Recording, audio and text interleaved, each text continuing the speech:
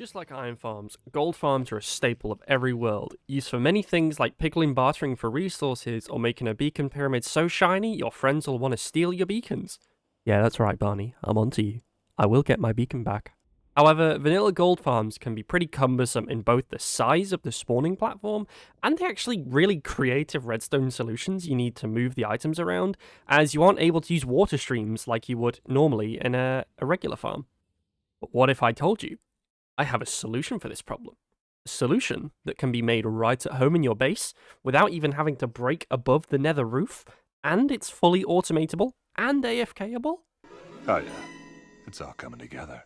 The farm itself is quite chaotic, as you can see. There's a lot of moving parts and different machines at work to make this farm function. So before I showcase the build, I kind of want to go over the steps of how we'll be going from a simple block of cobblestone all the way through to gold ingots, as there's multiple stages and it can actually be quite confusing and overwhelming at first.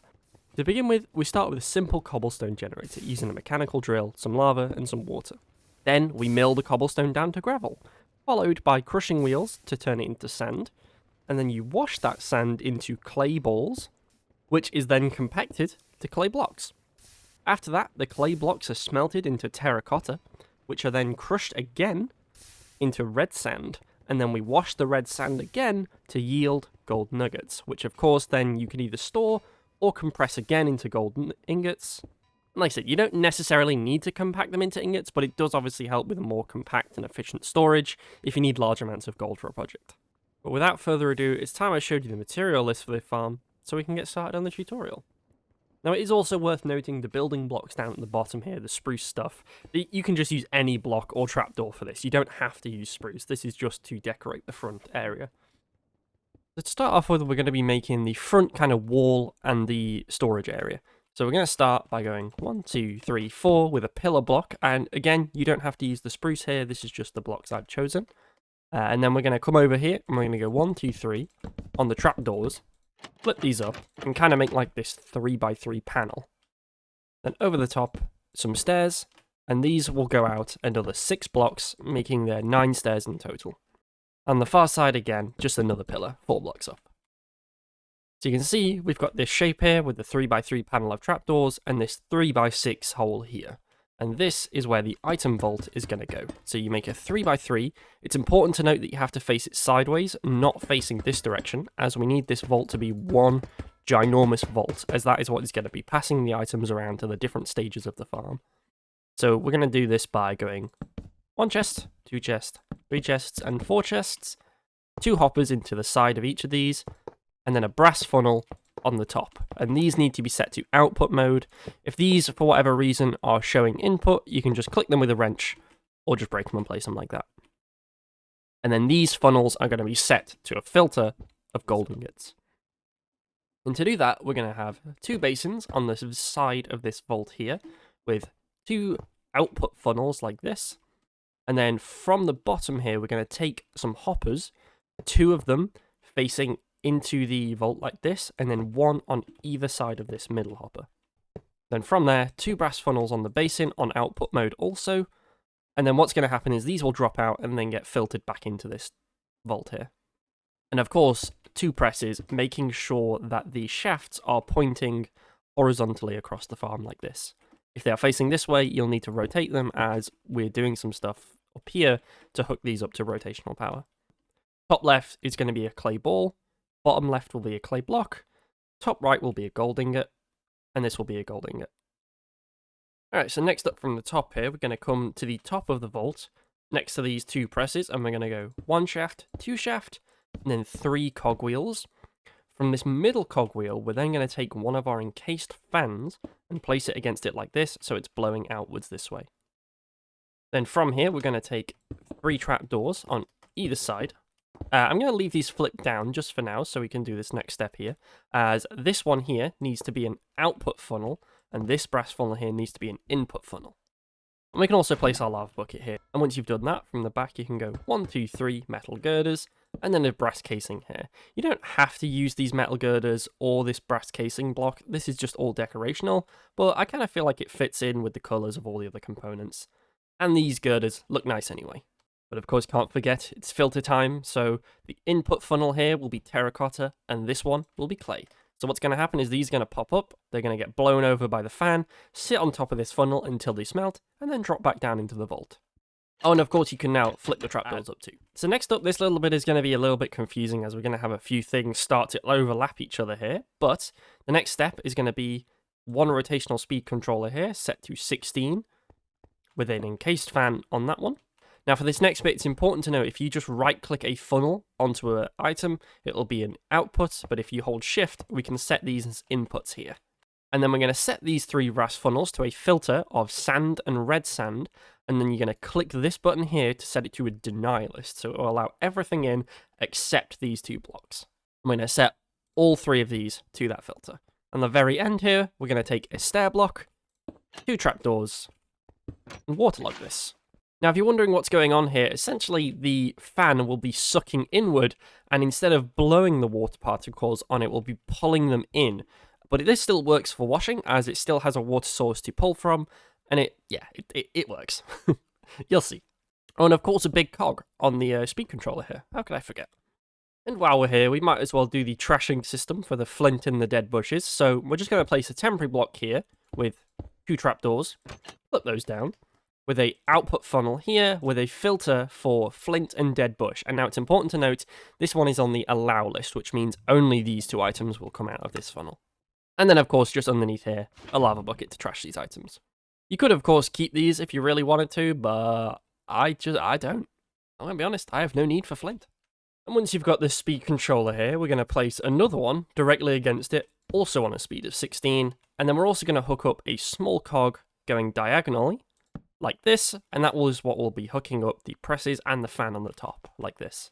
Once we've got this speed controller here, we're going to take a shaft and then a gearbox like this, and then we're going to go 1, 2, 3, 4 more shafts, and then a vertical gearbox. From here, we're going to take a chain drive facing downward on both ends, and then one facing horizontally like this, making this kind of inverted C shape. And this is where we're going to hook up the crushing wheels. So we'll have 1, 2, 3, 1, 2, 3. And you can see here, these crushing wheels should align with those filters we set earlier. So as these are crushing down the gravel and the terracotta to make the sand and red sand, they will land in front of these filters here. And of course, how could I forget? From this gearbox as well, we're going to have a shaft come out the other side, another one placed against this large cog with a belt going across like this. From here, we're going to have a funnel, and that is going to have a filter of terracotta. This is what will be cycling the terracotta back around into the crushing wheels here. Just because I'm feeling fancy, we're going to add some brass casing to these, and some girders underneath, like this. Alright, so next up we're going to do the tunnel, which will pass the items from all the cobblestone generators into the right places here. So we're going to take a shaft from this belt here, and we're going to go out 2 blocks like this, and then we're going to pull this all the way across to this side, and then we're going to delete these 4 here. We don't need those there, because we have the shafts here for that. So when you place these all in, you should have 1, these 4 forward by 1 block, and then another 4 here.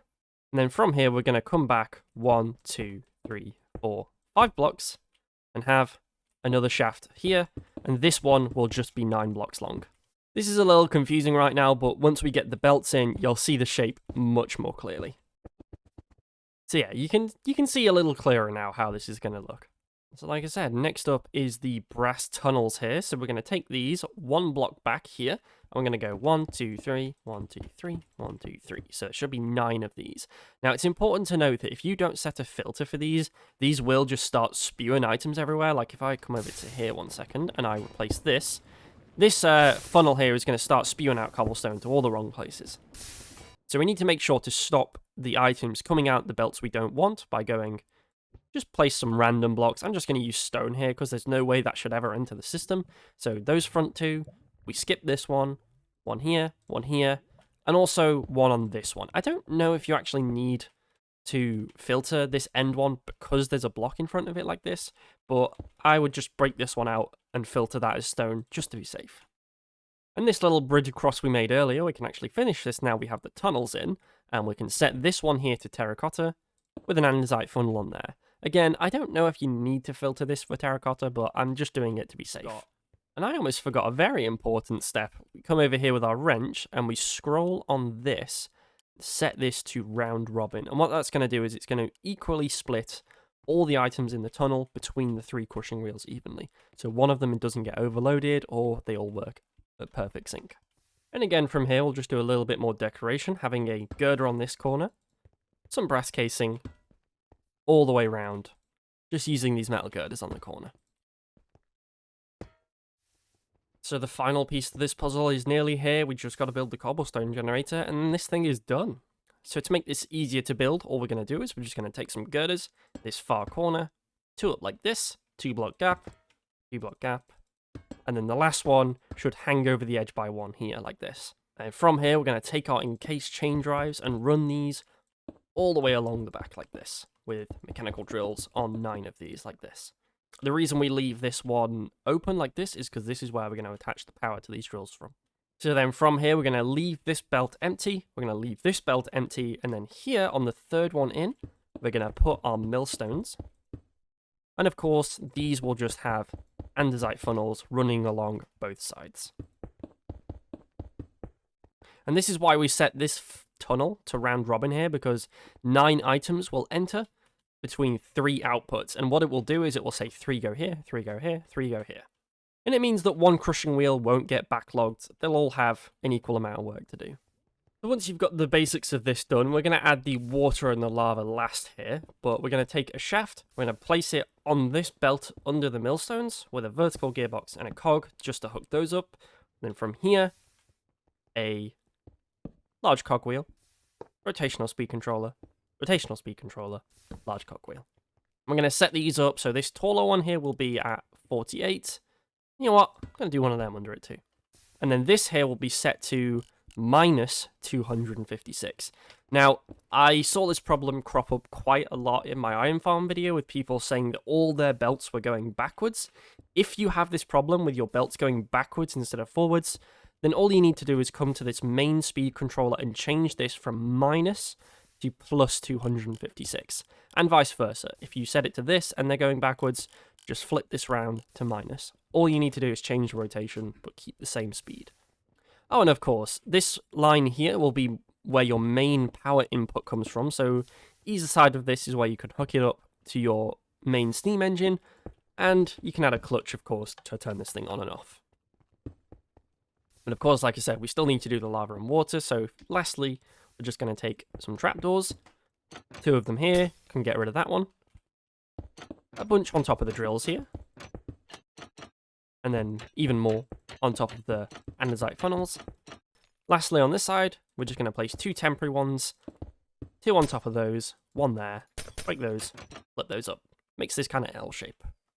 And of course, waterlogging the drills is how we're going to be doing this, with lava on top. So this is more of a stone generator than a cobblestone generator, but I really like this design. It's just, I'm going to be building all my cobble generators like this from now on.